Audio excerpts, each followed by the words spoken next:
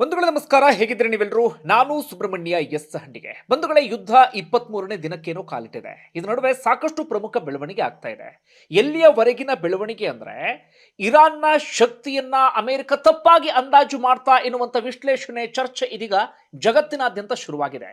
Trump ಇದೀಗ ಯುದ್ಧವನ್ನ ನಿಲ್ಲಿಸುವಂತ ಮಾರ್ಗ ಯಾವುದು ಅಂತ ಹುಡುಕುವಂತ ಪರಿಸ್ಥಿತಿ ಎದುರಾಗಿದೆ. ಟ್ರಂಪ್ ಅಹಂಕಾರಕ್ಕೆ, ಟ್ರಂಪ್ ಸೊಕ್ಕಿಗೆ ಪೆಟ್ಟು ಬಿದ್ದಿದೆ ಅಂದ್ರೂ ಕೂಡ ತಪ್ಪಾಗ್ಲಿಕ್ಕಿಲ್ಲ. ಯಾಕೆ ಅಮೆರಿಕದ ವಿಚಾರಕ್ಕೆ ಸಂಬಂಧಪಟ್ಟ ಹಾಗೆ ಇಷ್ಟೊಂದು ತೀಕ್ಷ್ಣ ಪದವನ್ನು ನಾನು ಬಳಸ್ತಾ ಇದ್ದೀನಿ ಅಂದ್ರೆ, ಅಮೆರಿಕ ಕೇವಲ ಇರಾನ್ ವಿಚಾರದಲ್ಲಿ ಅಂತಲ್ಲ, ಇಡೀ ಜಗತ್ತಿನ ಮೇಲೆ ಹಿಡಿತ ಸಾಧಿಸುವಂತ ಪ್ರಯತ್ನವನ್ನ ಪಡುತ್ತೆ. ಇಡೀ ಜಗತ್ತಿನ ವಿಚಾರದಲ್ಲಿ ಮೂಗು ತೂರಿಸುವಂತ ಪ್ರಯತ್ನವನ್ನು ಕೂಡ ಪಡುತ್ತೆ. ಬೇರೆ ಉದಾಹರಣೆ ಯಾಕೆ, ಆಪರೇಷನ್ ಸಿಂಧೂರ್ ಆಗುವ ಸಂದರ್ಭದಲ್ಲಿ ಭಾರತ ಮತ್ತು ಪಾಕಿಸ್ತಾನದ ನಡುವಿನ ಆ ಸಂಘರ್ಷದಲ್ಲಿ ಅಮೆರಿಕದ ವರ್ತನೆ ನಿಮ್ಮೆಲ್ಲರಿಗೂ ಕೂಡ ಗೊತ್ತಿರುತ್ತೆ. ಇಂತಹ ಅಮೆರಿಕದ ಸೊಕ್ಕನ್ನ ಇದೀಗ ಇರಾನ್ ಇಳಿಸಿದೆ ಅಂದ್ರೂ ಕೂಡ ತಪ್ಪಾಗ್ಲಿಕ್ಕಿಲ್ಲ. ಯುದ್ಧ 23ನೇ ದಿನಕ್ಕೆ ಕಾಲಿಟ್ಟರೂ ಕೂಡ ಅಮೆರಿಕಗೆ ಇರಾನ್ ಅನ್ನ ಬಗ್ಗು ಬಡಿಯೋದಿಕ್ಕೆ ಸಾಧ್ಯ ಆಗ್ತಿಲ್ಲ, ಅಥವಾ ಇರಾನ್ ಶರಣಾಗುವಂತೆ ಮಾಡೋದಿಕ್ಕೂ ಕೂಡ ಸಾಧ್ಯ ಆಗ್ತಿಲ್ಲ. ಪ್ರಕೃತಿಯ ಕೊಡುಗೆ, ಆಯುರ್ವೇದ ಗಿಡಮೂಲಿಕೆಗಳ ಶಕ್ತಿ, ಅತ್ಯಾಧುನಿಕ ತಂತ್ರಜ್ಞಾನ, ಪಾರಂಪರಿಕ ವೈದ್ಯರು ಹಾಗೂ ವಿಜ್ಞಾನಿಗಳ ಸಂಯೋಜನೆಯಿಂದ ತಯಾರಾದ ಅಮೃತ್ ನೋನಿ ಆರ್ಥೋ ಪ್ಲಸ್ ಮಂಡಿ ನೋವು, ಸೊಂಟ ನೋವು, ಬೆನ್ನು ನೋವಿಗೆ ಹೆಚ್ಚು ಪರಿಣಾಮಕಾರಿ ದಿವ್ಯೌಷಧವಾಗಿದೆ. ಇಂದು ಲಕ್ಷಾಂತರ ಜನರು ಆರ್ಥೋ ಪ್ಲಸ್ ಬಳಸಿ ನೋವು ರಹಿತ ಜೀವನವನ್ನು ನಡೆಸುತ್ತಿದ್ದಾರೆ. ಯಾಕಿಷ್ಟೆಲ್ಲ ಪೀಟಿಗೆ ಹಾಕ್ತೆ ಅಂದ್ರೆ, ಈಗ ಅಂಥದೊಂದು ಬೆಳವಣಿಗೆ ಆಗಿದೆ. ಹೆಚ್ಚು ಕಡಿಮೆ ಯುದ್ಧ ಶುರುವಾಗಿ 23 ದಿನದಲ್ಲಿ ಅಮೆರಿಕ ಒಂದು ಅರ್ಧ ಡಜನ್ ತನ್ನ ಯುದ್ಧ ವಿಮಾನವನ್ನ ಕಳ್ಕೊಂಡಿದೆ. ಈ ಏರ್ ಡಾಮಿನೆನ್ಸ್ ಇತ್ತಲ್ಲ, ಅಂದ್ರೆ ಈ ವಾಯು ನೆಲೆ ವಿಚಾರದಲ್ಲಿ ನಾವೇ ಸ್ಟ್ರಾಂಗ್ ಎನ್ನುವಂತಹ ಮಾತನ್ನ ಯಾವಾಗಲೂ ಕೂಡ ಅಮೆರಿಕ ಹೇಳ್ತಾ ಇತ್ತಲ್ಲ, ಆ ಏರ್ ಡಾಮಿನೆನ್ಸ್ ಅನ್ನೇ ಇದೀಗ ಇರಾನ್ ಶೇಕ್ ಆಗುವಂತೆ ಮಾಡಿದೆ. ಇವತ್ತಾಗಿರುವಂತ ಬೆಳವಣಿಗೆ ಏನು ಅಂತ ಹೇಳ್ತಾ ಹೋಗ್ತೀನಿ. ಅದಕ್ಕೂ ಮುನ್ನ ಒಂದು ವಿಚಾರವನ್ನ ಪ್ರಸ್ತಾಪ ಮಾಡಬೇಕು. ಬಂಧುಗಳೇ, ನಿನ್ನೆ ಆದಂತ ಒಂದು ಡೆವಲಪ್ಮೆಂಟ್ ಅನ್ನು ಗಮನಿಸಿದ್ರೆ ಸಹಜವಾಗಿ ಇಡೀ ಜಗತ್ತು ಶಾಕ್ ಆಗಿಬಿಟ್ಟಿತ್ತು. ಇಲ್ಲಿಯವರೆಗೆ ಎಲ್ಲರೂ ಅಂದ್ಕೊಂಡಿದ್ದೇನಪ್ಪಾ ಅಂದ್ರೆ, ಅಥವಾ ಇರಾನ್ ಸ್ವತಃ ಕ್ಲೈಮ್ ಮಾಡ್ತಾ ಇದ್ದೇನಪ್ಪಾ ಅಂದ್ರೆ, ನಮ್ಮ ಬಳಿ ಇರುವಂತಹ ಕ್ಷಿಪಣಿಗಳು 2000 ಕಿಲೋಮೀಟರ್ ದೂರವನ್ನ ರೀಚ್ ಆಗ್ತವೆ ಎನ್ನುವಂತ ರೀತಿಯಲ್ಲಿ. ಹೀಗಾಗಿ ಹಬ್ಬ ಅಂದ್ರೆ ಇಸ್ರೇಲ್ ವರೆಗೆ ಹೋಗ್ತವೆ, ಮಧ್ಯಪ್ರಾಚ್ಯ ರಾಷ್ಟ್ರವನ್ನ ಕವರ್ ಮಾಡುತ್ತೆ, ಗಲ್ಫ್ ರಾಷ್ಟ್ರವನ್ನ ಕವರ್ ಮಾಡುತ್ತೆ ಅಂತ ಎಲ್ಲರೂ ಕೂಡ ಅಂದುಕೊಂಡಿದ್ರು. ಆದ್ರೆ ನಿನ್ನೆ ಆದಂತ ಬೆಳವಣಿಗೆ ಏನಪ್ಪಾ ಅಂದ್ರೆ, ಯುದ್ಧ ಹಿಂದೂ ಮಹಾಸಾಗರದವರೆಗೂ ಕೂಡ ಬಂದು ಬಿಡ್ತು. ಭಾರತದಿಂದ 1700 ಕಿಲೋಮೀಟರ್ ದೂರ ಇರುವಂತ ಡಿಯಾಗೋ ಗಾರ್ಸಿಯಾ ಎನ್ನುವಂತ ಐಲ್ಯಾಂಡ್ ಇದೆಯಲ್ಲ, ಅಲ್ಲಿ ಅಮೆರಿಕ ಬ್ರಿಟನ್ ಜಂಟಿ ಸೇನಾ ನೆಲೆಗಳಿದ್ದಾವೆ. ಅದರಲ್ಲೂ ಕೂಡ ಅಮೆರಿಕದ ಅತಿ ಸೂಕ್ಷ್ಮವಾಗಿರುವಂತಹ ಪ್ರದೇಶವೂ ಕೂಡ ಹೌದು. ಅಮೆರಿಕಗೆ ಸಂಬಂಧಪಟ್ಟಂತ ಸಾಕಷ್ಟು, ಈ ಸೇನೆಗೆ ಸಂಬಂಧಪಟ್ಟಂತ ಸಾಕಷ್ಟು ಎಲ್ಲವೂ ಕೂಡ ಇದೆ. ಅದರ ಮೇಲೆ ಇರಾನ್ ಕ್ಷಿಪಣಿಯನ್ನ ಹಾರಿಸಿ ಬಿಡ್ತು. ಅಂದ್ರೆ ತನ್ನಿಂದ 4000 ಕಿಲೋಮೀಟರ್ ದೂರ ಇರುವಂತಹ ಪ್ರದೇಶದ ಮೇಲೆ 2 ಕ್ಷಿಪಣಿ ಹೋದ್ವು. ಒಂದು ಕ್ಷಿಪಣಿ ಮಧ್ಯದಲ್ಲೇ ಫೇಲ್ಯೂರ್ ಆಯಿತು, ಇನ್ನೊಂದು ಕ್ಷಿಪಣಿ ಅಲ್ಲಿಗೆ ರೀಚ್ ಏನೋ ಆಯಿತು, ಆದ್ರೆ ಅದನ್ನ ಅಮೆರಿಕದ ಏರ್ ಡಿಫೆನ್ಸ್ ಸಿಸ್ಟಮ್ ಹೊಡೆದುರುಳಿಸಿದ್ ಬೇರೆ ವಿಚಾರ. ಆದ್ರೆ 4000 ಕಿಲೋಮೀಟರ್ ಕ್ರಮಿಸುತ್ತೆ ಅನ್ನೋದೇ ಜಗತ್ತಿನಲ್ಲಿ ಚರ್ಚೆ ಆಗುವಂತ ವಿಚಾರ. ಈಗ ಯುರೋಪ್ ರಾಷ್ಟ್ರಗಳಿಗೂ ಆತಂಕ ಶುರುವಾಗಿದೆ.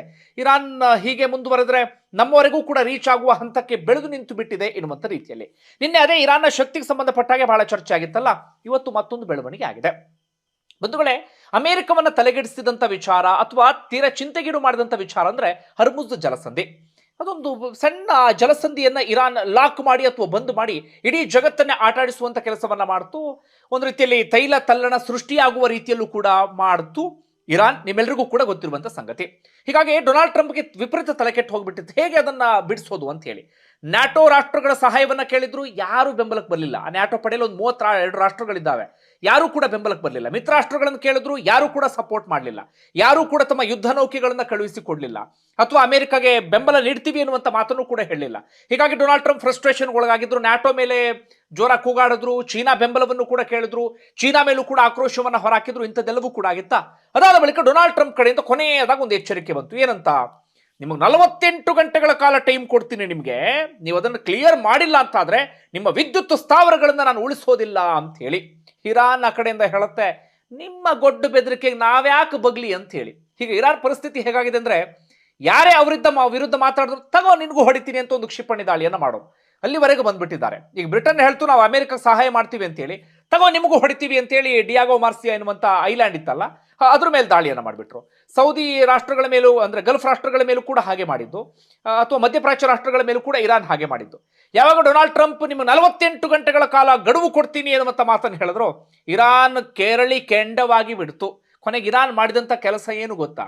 ಈ ಅಮೆರಿಕದ ಅತ್ಯಾಧುನಿಕ ಯುದ್ಧ ವಿಮಾನ ಅಂತ ಏನ್ ಕರಿತೀವಿ, ಆಕಾಶದಲ್ಲಿ ಸಾಹಸವನ್ನ ಮೆರೆದಂತ ಯುದ್ಧ ವಿಮಾನ, ಇಲ್ಲಿವರೆಗೆ 100ಕ್ಕೂ ಅಧಿಕ ಇದನ್ನು ಗೆದ್ದಂತ ಯುದ್ಧ ವಿಮಾನ ಏನಿತ್ತು, F-15, ಹೆಚ್ಚು ಕಡಿಮೆ ಒಂದು 800 ಕೋಟಿ ಬೆಲೆ ಬಾಳುವಂತಹ ಯುದ್ಧ ವಿಮಾನ ಅದು.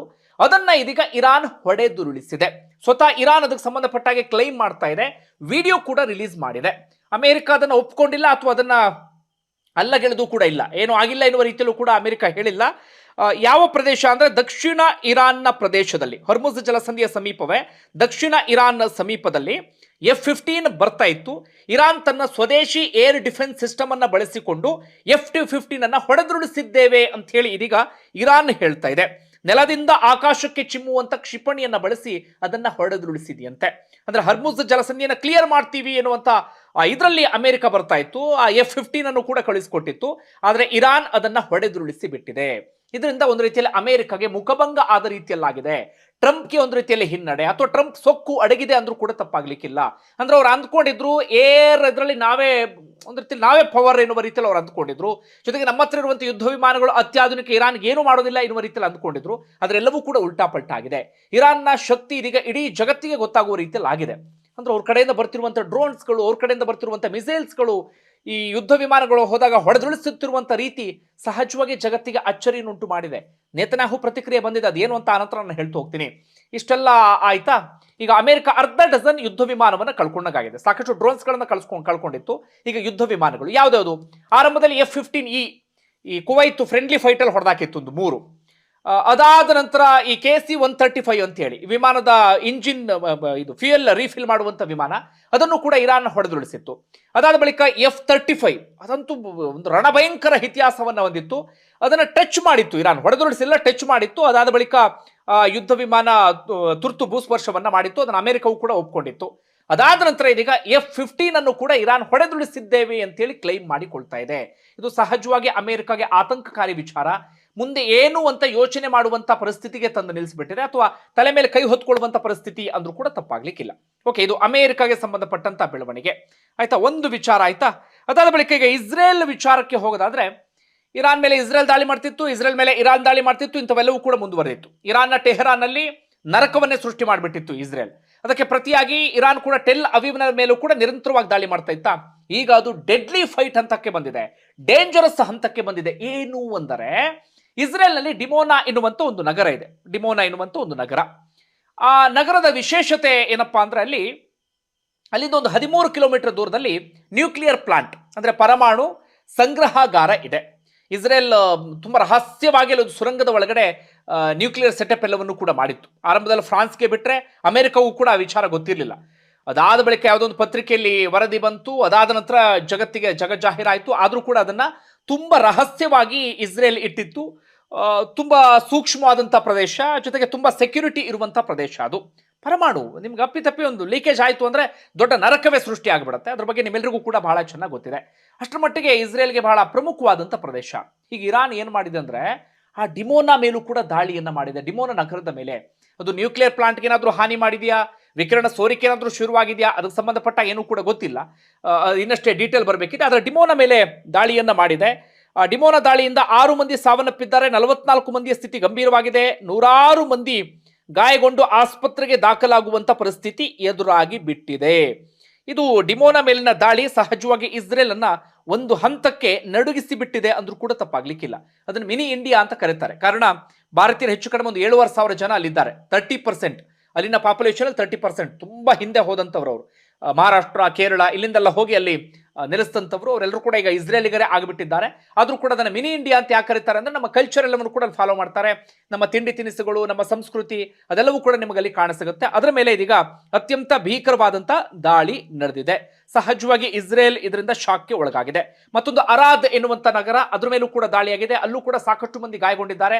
ಅಲ್ಲೂ ಕೂಡ ಒಂದು ರೀತಿ ನರಕದಂತ ಪರಿಸ್ಥಿತಿ ಸೃಷ್ಟಿ ಆಗ್ಬಿಟ್ಟಿದೆ. ಅರಾದ್ ನಗರವೇ ಸಂಪೂರ್ಣವಾಗಿ ಶೇಕ್ ಆಗಿದೆ. ಇವತ್ತು ಇಸ್ರೇಲ್ನ ಪ್ರಧಾನಿ ಬೆಂಜಮಿನ್ ನೇತನ್ಯಾಹು ಆ ಸ್ಥಳಕ್ಕೆ ಭೇಟಿ ಕೊಟ್ಟಿದ್ರು. ಆ ಸಂದರ್ಭದಲ್ಲಿ ಇರಾನ್ ವಿರುದ್ಧ ತೀವ್ರ ಆಕ್ರೋಶವನ್ನು ಹೊರಹಾಕಿದ್ರು. ಜೊತೆಗೆ ಇರಾನ್ ಶಕ್ತಿಗೆ ಸಂಬಂಧಪಟ್ಟ ಹಾಗೆ ಬೆಂಜಮಿನ್ ನೇತನ್ಯಾಹು ಕೂಡ ಶಾಕ್ಗೆ ಒಳಗಾಗಿ ಬಿಟ್ಟಿದ್ದಾರೆ. ಅವ್ರು ಹೇಳ್ತಿದ್ದಾರೆ, ಮಾಸ್ ಮರ್ಡರ್ ವೆಪನ್ಸ್ ಅನ್ನ ಇರಾನ್ ಬಳಸ್ತಾ ಇದೆ ಎನ್ನುವ ರೀತಿಯಲ್ಲಿ. ಜೊತೆಗೆ ನೋಡಿ, ಇರಾನ್ ಹತ್ರ ಎಂತೆಂಥ ಕ್ಷಿಪಣಿಗಿದೆ, 4,000 ಕಿಲೋಮೀಟರ್ ವರೆಗೂ ಕೂಡ ರೀಚ್ ಆಗುತ್ತೆ. ಇದು ಜಗತ್ತಿಗೆ ಒಂದು ರೀತಿಯಲ್ಲಿ ಆತಂಕಕಾರಿ ವಿಚಾರ ಎನ್ನುವಂತ ಮಾತನ್ನ ಇದೀಗ ಬೆಂಜಮಿನ್ ನೇತನ್ಯಾಹು ಹೇಳ್ತಾ ಇದ್ದಾರೆ. ಬೆಂಜಮಿನ್ ನೇತನ್ಯಾಹು ಸ್ಟೇಟ್ಮೆಂಟ್ ನೋಡ್ತಾ ಇದ್ರೆ ಸ್ವಲ್ಪ ಮಟ್ಟಿಗೆ ನಾವು ಅಂದ್ಕೊಂಡಂಗೆ ಆಗ್ತಾ ಇಲ್ಲ, ಏನೋ ಲೆಕ್ಕಾಚಾರ ತಪ್ಪಿದೆ ಅನ್ನೋದು ಅವರ ಮಾತಿನಲ್ಲಿ ನಮಗೆ ಅನಿಸ್ತಾ ಇತ್ತು. ಒಟ್ಟಾರೆ ಇದೀಗ ಪರಮಾಣು ಕೇಂದ್ರಗಳನ್ನ ಟಾರ್ಗೆಟ್ ಮಾಡುವ ಹಂತದವರೆಗೂ ಕೂಡ ಬಂದಿದೆ. ಅಪ್ಪಿ ತಪ್ಪಿ ಪರಮಾಣು ಕೇಂದ್ರದ ಮೇಲೆ ದಾಳಿಯಾಗಿ ವಿಕಿರಣ ಸೋರಿಕೆ ಏನಾದರೂ ಆಯಿತು ಅಂದ್ರೆ ಎಲ್ಲಿಗೆ ಹೋಗಿ ತಲುಪುತ್ತೋ ಗೊತ್ತಿಲ್ಲ. ಯಾಕೆ ಇರಾನ್ ಈ ರೀತಿಯಾಗಿ ದಾಳಿ ಮಾಡ್ತು ಅಂದ್ರೆ ಪ್ರತಿ ದಾಳಿ ಇದು. ಇರಾನ್ನೇ ಮೊದಲು ದಾಳಿ ಮಾಡಿದ್ದಲ್ಲ. ನತಾಂಜ್ ಎನ್ನುವಂಥ ಪರಮಾಣು ಕೇಂದ್ರ ಇದೆ ಇರಾನ್ನಲ್ಲಿ. ಈ ಅಮೆರಿಕ ಮತ್ತು ಇಸ್ರೇಲ್ ಜಂಟಿಯಾಗಿ ಅದರ ಮೇಲೆ ದಾಳಿಯನ್ನು ಮಾಡಿದ್ವು. ಅಲ್ಲೂ ಅದೃಷ್ಟವಶಾತ್ ಯಾವುದೇ ವಿಕಿರಣ ಸೋರಿಕೆ ಅಂತದೇನು ಕೂಡ ಆಗಿರಲಿಲ್ಲ, ಹೆಚ್ಚಿನ ಹಾನಿ ಕೂಡ ಆಗಿರಲಿಲ್ಲ. ನೀವು ನಮ್ಮ ಮೇಲೆ ದಾಳಿ ಮಾಡ್ತೀರಾ, ತಗೋ ನಿಮಗೆ ರಿಟರ್ನ್ ಕೊಡ್ತೀವಿ ಅಂತ ಹೇಳಿ ಇರಾನ್ ಈ ಪರಮಾಣು ಕೇಂದ್ರಗಳ ಮೇಲೆ ದಾಳಿಯನ್ನ ಮಾಡಿದೆ. ಇದು ಮತ್ತೊಂದು ಅಪ್ಡೇಟ್. ಇದರ ನಡುವೆ ಇರಾನ್ನ ಸೇನಾ ನೆಲೆಮೆಯನ್ನು ಗುರಿಯಾಗಿಸಿಕೊಂಡು ಇಸ್ರೇಲ್ ದಾಳಿ ಮಾಡ್ತಾ ಇದೆ. ಹಾಗೆ ಸೆಂಟ್ರಲ್ ಇಸ್ರೇಲ್ ಅನ್ನು ಗುರಿಯಾಗಿಸಿಕೊಂಡು ಜನವಸತಿ ಪ್ರದೇಶಗಳನ್ನು ಕೂಡ ಗುರಿಯಾಗಿಸಿಕೊಂಡು ಇರಾನ್ ಮರುದಾಳಿಯನ್ನ ಮಾಡ್ತಾ ಇದೆ. ಹಾಗೆ ಮಧ್ಯಪ್ರಾಚ್ಯ ರಾಷ್ಟ್ರಗಳ ಮೇಲೆ ದಾಳಿ ಮುಂದುವರೆದಿದೆ. ಗಲ್ಫ್ ಕಂಟ್ರೀಸ್ಗಳ ಮೇಲೂ ಕೂಡ ಇರಾನ್ ದಾಳಿ ಮುಂದುವರೆದಿದೆ. ಹೀಗೆ ದಾಳಿ ಪ್ರತಿದಾಳಿ ಎಲ್ಲವೂ ಕೂಡ ಕಂಟಿನ್ಯೂ ಆಗ್ತಾ ಇದೆ. ಸದ್ಯಕ್ಕಂತೂ ನಿಲ್ಲುವಂತ ಯಾವುದೇ ಲಕ್ಷಣಗಳು ಕೂಡ ಕಾಣಿಸ್ತಾ ಇಲ್ಲ. ಈಗ ಭಾರತದ ವಿಚಾರಕ್ಕೆ ಬರೋದಾದ್ರೆ, ಪ್ರಧಾನಿ ನರೇಂದ್ರ ಮೋದಿ ಇರಾನ್ ಅಧ್ಯಕ್ಷರ ಜೊತೆಗೆ ಮಾತುಕತೆ ನಡೆಸಿದ್ರು. ನೀವೆಲ್ಲರೂ ಕೂಡ ಗಮನಿಸಿದ್ರಿ. ಅವರು ಅಮೆರಿಕ ಮತ್ತು ಇಸ್ರೇಲ್ ಅಂತ ಹೆಸರನ್ನ ಮೆನ್ಷನ್ ಮಾಡದೇ ಇದ್ರು ಕೂಡ ಇರಾನ್ ಮೇಲಿನ ದಾಳಿಯನ್ನ ಪ್ರಧಾನಿ ನರೇಂದ್ರ ಮೋದಿ ಖಂಡಿಸಿದ್ರು. ಇಲ್ಲಿವರೆಗೆ ಖಂಡನೆ ವ್ಯಕ್ತವಾಗಿರಲಿಲ್ಲ, ಅದರ ಪ್ರಪ್ರಥಮ ಬಾರಿ ಖಂಡನೆಯೂ ಕೂಡ ವ್ಯಕ್ತವಾಯಿತು. ಇರಾನ್ನ ಮೂಲಭೂತ ಸೌಕರ್ಯಗಳ ಮೇಲಿನ ದಾಳಿಯನ್ನ ನಾವು ಖಂಡಿಸ್ತೀವಿ ಎನ್ನುವಂತಹ ರೀತಿಯಲ್ಲಿ ಇಂತಹ ಒಂದಷ್ಟು ಬೆಳವಣಿಗೆ ಎಲ್ಲವೂ ಕೂಡ ಆಗಿತ್ತಲ್ಲ. ಈಗ ಭಾರತದಲ್ಲಿ ಕ್ರೂಡ್ ಆಯಿಲ್ಗೆ ಸಂಬಂಧಪಟ್ಟಾಗ ಸಾಕಷ್ಟು ಚರ್ಚೆ ಆಗ್ತಾ ಇದೆ.